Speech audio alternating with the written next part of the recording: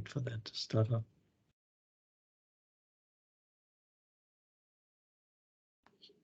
All right. So foundations, you've got the types of foundations. You've got spot foundations or pad foundations. You'll see a picture of each one of these. Combined 2 columns and a strapped or cantilever.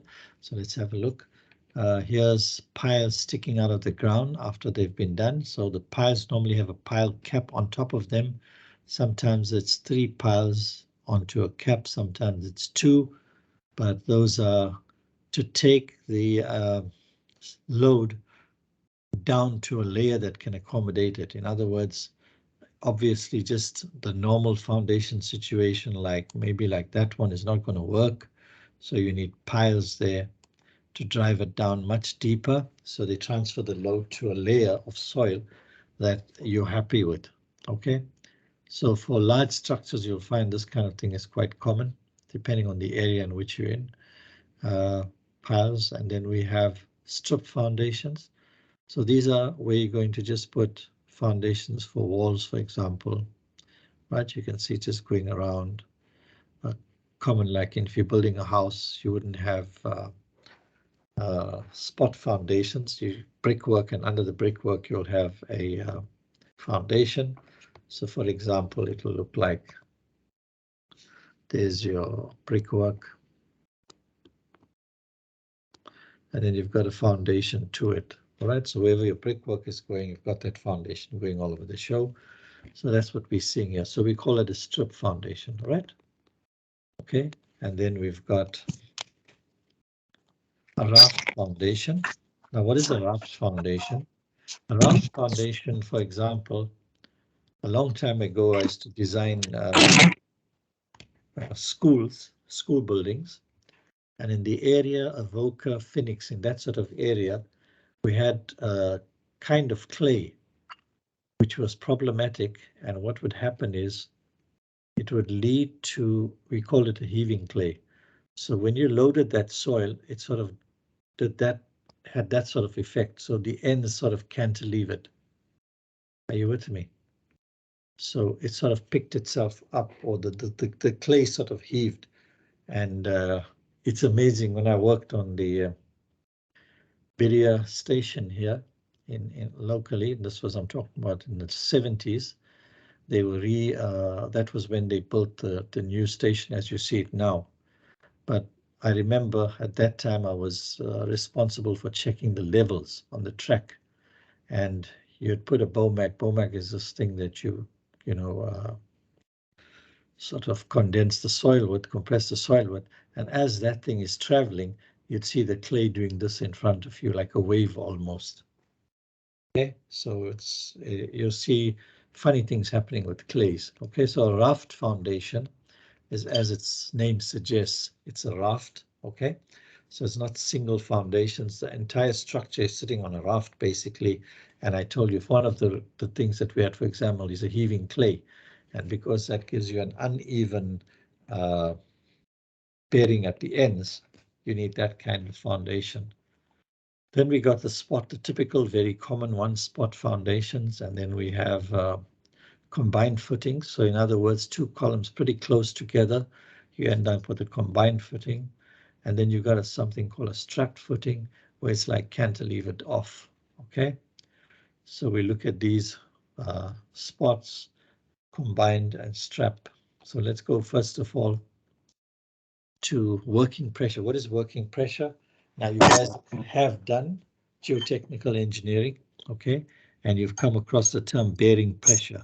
In other words, the capacity of the soil, right? So different soils will have different capacities, okay? So if you've got a force and that force has there's no moment. In other words, it's a pin column. Remember we spoke about it in analysis. So we have a structure and we have a support that is pinned. When we have a support that is pinned, the moment is 0. Okay, there's no moment. So we only have an axial force, right? We have an axial force only, N, which is dead load plus live load and maybe wind, but, oh, sorry. Yeah, and the weights of the column and the foundation, we take that into account.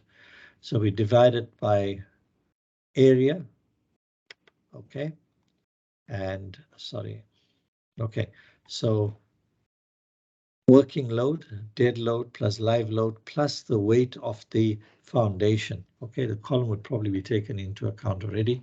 So the weight of the foundation divided by BL will tell us what the stress under the soil is. So let's say, I'm just going to use a number. Let's say that, all right, let's just say I have a dead load of 500 DN. I have a live load of 300. And let's say my foundation is, okay, let me get my bearing stress first. My allowable, let's say my allowable stress, allowable is about 150 kPa. Kilonewtons per square meter. That's what my soil can carry. That's what it can support, all right? So I've got 500 plus 300, and let's just say I'm using, what is that, 8. I'm just trying to see roughly 800 divided by 150. That's 5.33. Divide square root of that, approximate. That gives me about 2.4. So it's a 2.4, roughly 2.4 by 2.4 by, let's say, 0.5 deep. It's just a guess, right?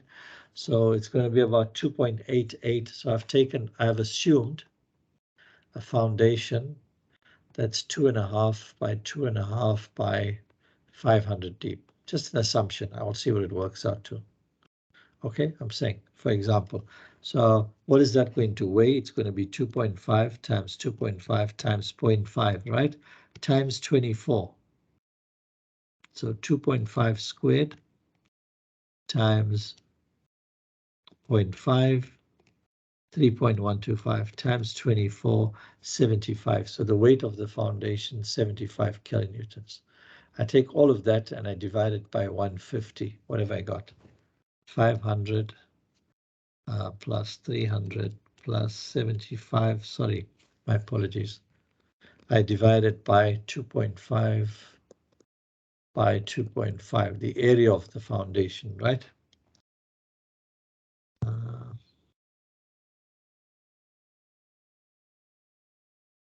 I get 140. So this gives me a P working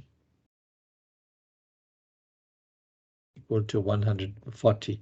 140 is less than 150, therefore that foundation size is okay. Are you with me? Are you guys following what I'm doing here? Remember, the load is not factored, right? For geotechnical engineering, although in the new code you have to do it, but up till now, the guys are a bit slow catching up with the new code in terms of geotechnical.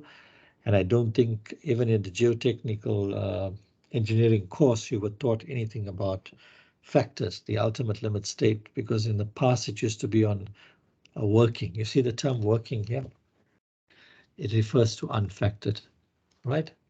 So when we go to foundations, we need to do this, and then when we calculate the moment and the shear, we're going to get it in ultimate. So just get used to this for now. All right. Any questions on what I did, what I just did? I got a column which has got a dead load of 500 and it's got a live load of 300. Now so that's what I had, and I left out the 75, right? I said, okay, taking just that 800 and dividing it by 150 approximately. So I took 800 kilonewtons divided by 150. So I took the force divided by the stress. I get an area of 5.33, right? And I said, okay, that's the area that I need. So I square root that. So I say, find the square root of that 5.33. And I get 2.309. Okay. Now that didn't accommodate for the weight of the foundation. So I said, okay, instead of 2.309, let me use 2.5. And then the next thing was to decide on the depth. And I just took a thumbsuck and said 500. Okay. So based on that, I got a density of the foundation as 2.5 times 0.5 times the density of concrete, which is 24. That gave me 75. So I put them all together. I've got N now is 875, and I know the area that I'm going to try is 2.5 by 2.5. So I divided it by that. I got a working stress. In other words, the pressure, because this pressure is dissipated via the foundation into the soil. Are you with me?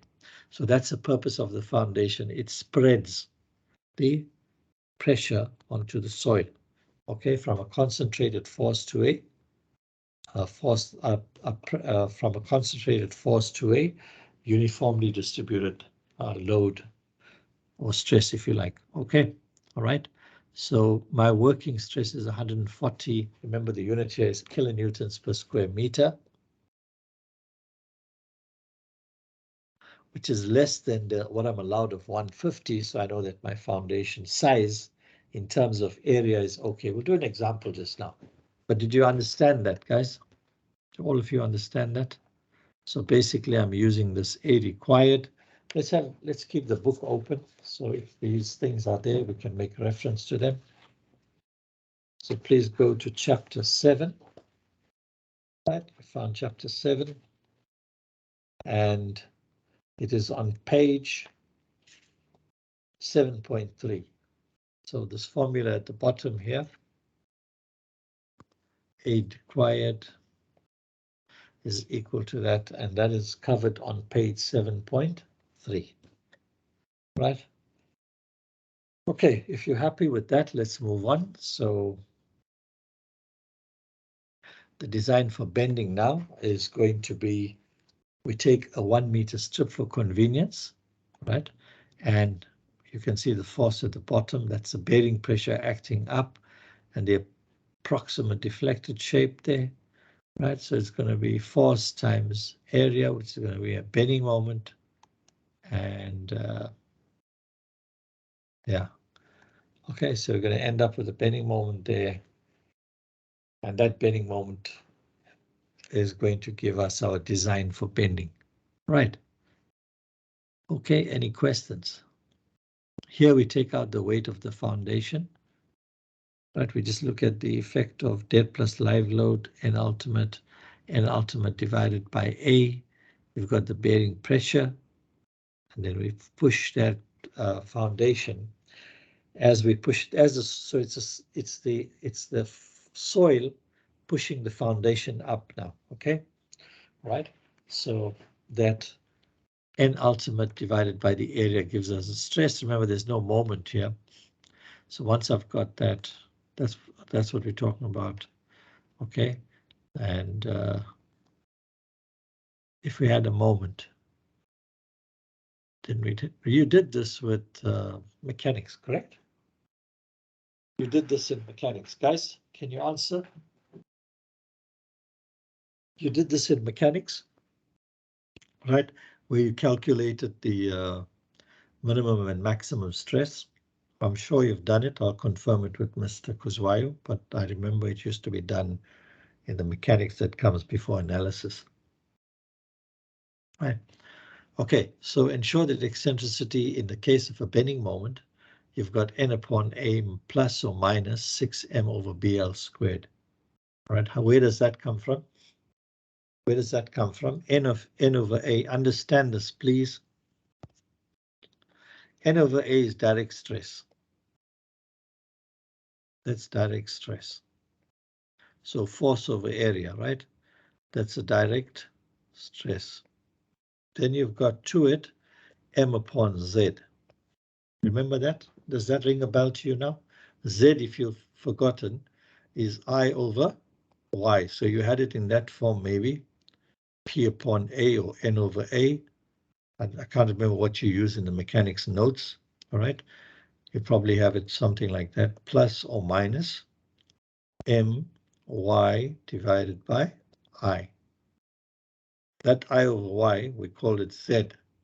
Okay. Because we normally picked it up from a section tables or something, right? So now Z for a rectangle is going to be BD cubed divided by 12 divided by Y from the neutral axis to the extreme fiber is Y over 2. Okay, so that gives you D over 2. All right, so D over 2, BD cubed over 12 divided by D over 2 gives me BD squared divided by 6. All right. So in other words, you've got 6m divided by b divided by d squared. Can you see that? Okay, all right. Not the depth of the foundation here. I'm referring to d being the depth of the box here. So I'm just giving it in general terms. Do you have any questions? So that's how this formula, I'm just trying to show you where it's coming from. Okay, but you covered this in mechanics. Problem with the way we teach our students is that the lecturer that's doing the mechanics isn't doing the design, so he doesn't emphasize like this. Look, this is what I'm doing, and this is where you're going to use it when you come to this part. Like I tried to do it with you in analysis. Remember, I kept telling you where we're going to use this when we come to design, and I showed you in steel, etc., where we're using it. Okay, right. So that's that then. And if you have eccentricity, then eccentricity also is going to give you a problem. Why do they say ensure that eccentricity is less than L over 6? Because then you're going to get tension. If it is greater, you're going to end up with this situation where you have tension. You can't have tension in the soil. So that's a problem. All right. So you end up with it doing that. So in other words, you follow what I'm saying? Now you got compression triangle there, but you've got you can't accommodate the tension. So that's the reason they say eccentricity should be less than L over 6, right? So there's your formula when you have a column that is not sitting symmetrically. So the reason why you do this is a boundary here. Right, you've got a boundary and you cannot go into somebody else's property. Okay, so you have to put your base underneath in such a way that it doesn't encroach the next property or the property adjacent to you. Does that make sense? Guys, any questions? You're very quiet. When you're very quiet, I get worried. You're either sleeping or you're just looking at this thing, and so there it is. Okay, showing you, for example, where you have tension, it's ignored because you can't have tension in the soil. Okay, there's your typical 3D diagram.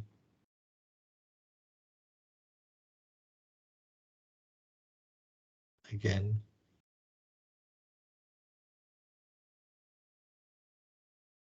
and your reinforcing sticking out, as you can see in that section that's cut through, right? And that's what's resisting the bending moment. Determination of the rebar, you just split it up into convenient meter units, designed for vertical shear. And here we come across that punching shear story. Remember from before? Remember the story from before, punching shear? We did it with, what did we do it with? Guys, what did we do it with? Flat slabs. Okay, so first vertical shear, which is covered on page 7.4.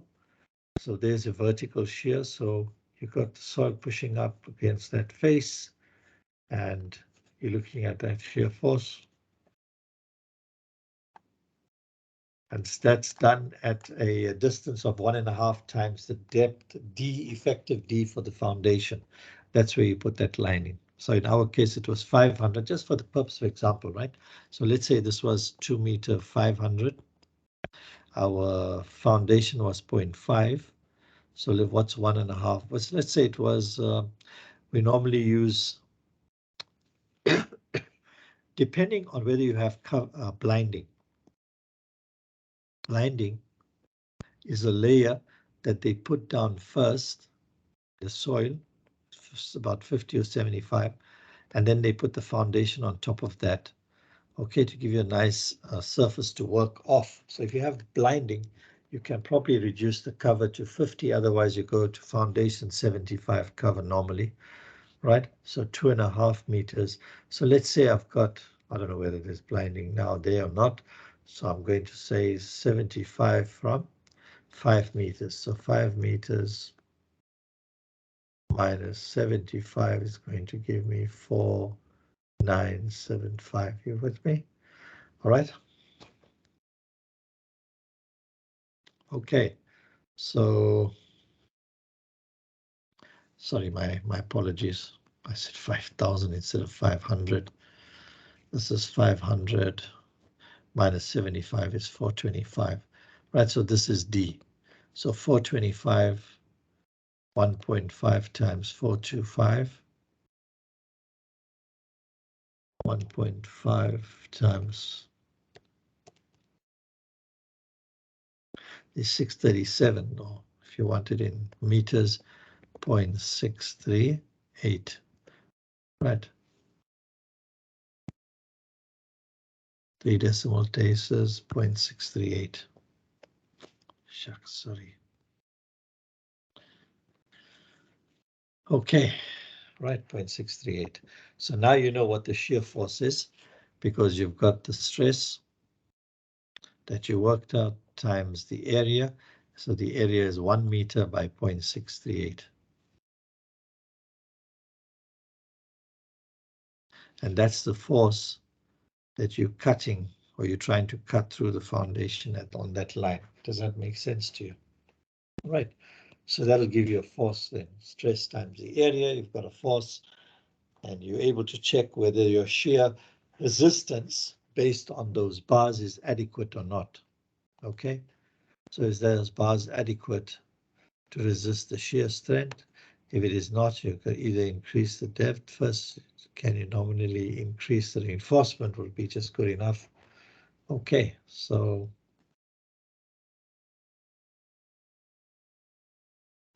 distribution of the rebar. When you have so if you have a square column, there's nothing. A square foundation, there's nothing. Let's say again, it was a square in my case, right? I had 2.5 by 2.5. Okay, and I get Y10s at, no, sorry, Y16s at, I don't know, 250. Then I'll just put it all the way through.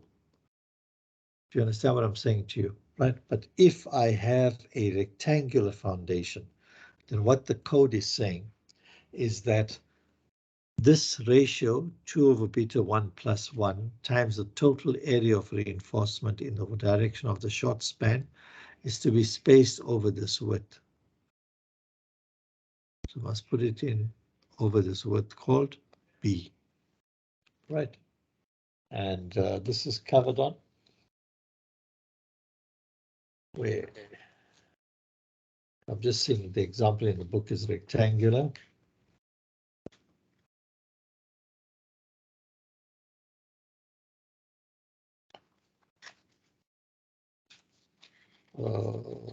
Example, what size is it?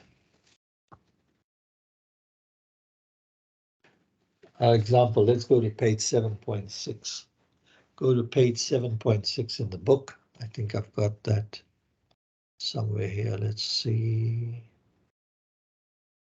Oh, that's a description of that. Let's see where's the examples. I'd rather discuss it while we're doing the theory, otherwise it doesn't make sense. I just want to highlight what I'm talking about here. Oh, wait a minute, this is going to that which I don't want. I want the simple one.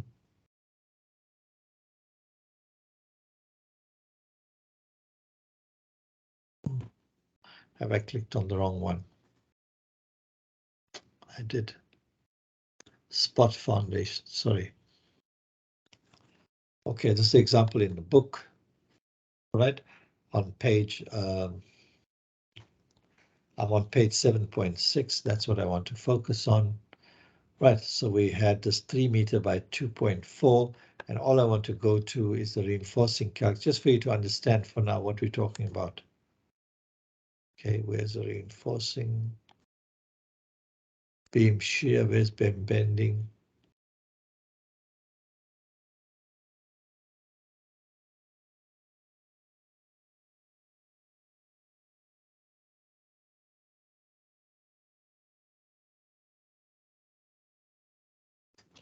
You got the steel, there's Y16s is 200, and when you come here, okay, not that one. Sorry, I'm just trying to show you where this formula thing kicks in. That's the first parameter, and then you've got that. So 16 is at 200, but actually because it's rectangular, we're supposed to check that story of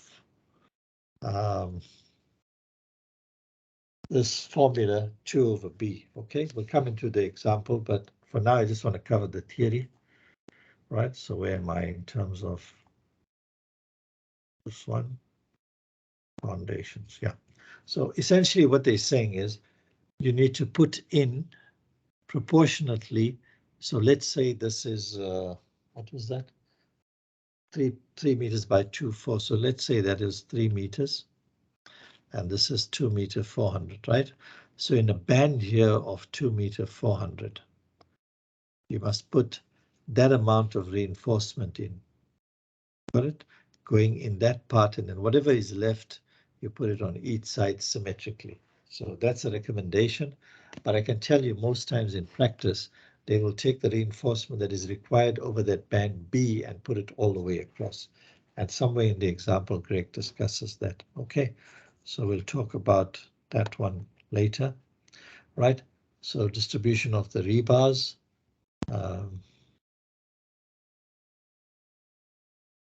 Design for vertical shear, we've covered. Okay, I spoke to you about this one already. P ultimate times 1,000 times S, we discussed that one. Design for punching shear, right? So we've got to take, first of all, the column perimeter and mustn't exceed maximum.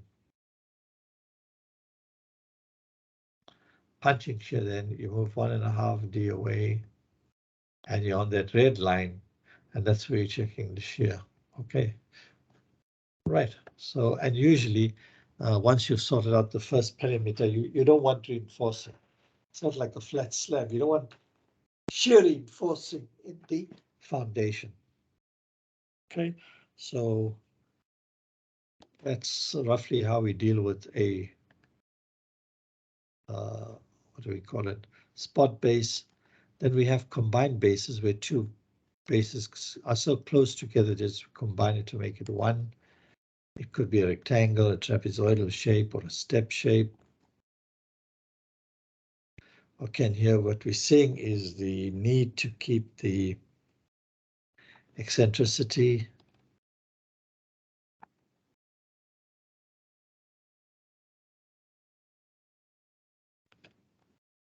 right, and then we've got the because of the various moments we end up with, we're going to have to put a beam in the slab there basically. Okay, because the bending moments could look like this. We'll come to an example of that in detail.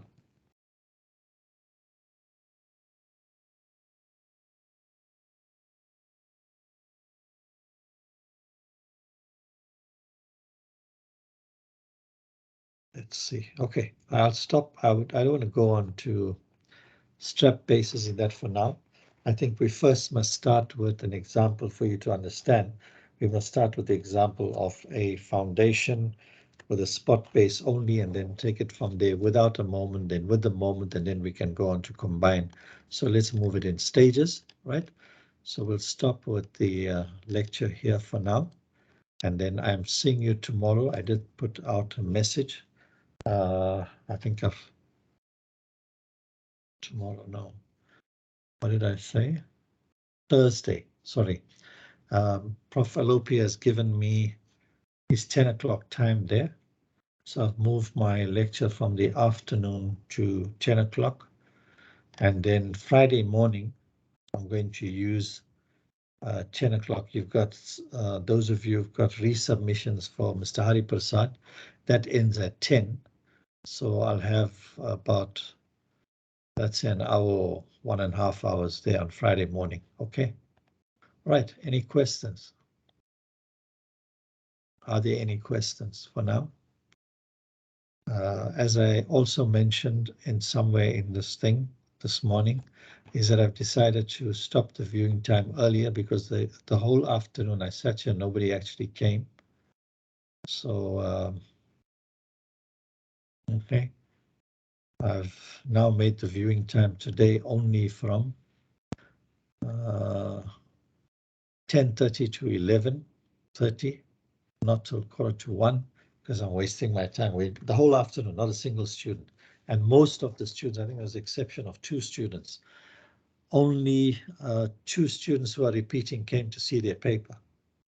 And that tells me a lot. Okay. And I tried to call 1 or 2 and they didn't answer, so I didn't bother after that. Why am I doing that? I shouldn't be chasing students to pass. They need to pass, they need to work. So I'm not going to chase behind you to, I think 70,000 rands in fees or something like that for a year is a lot of money. And that's your problem.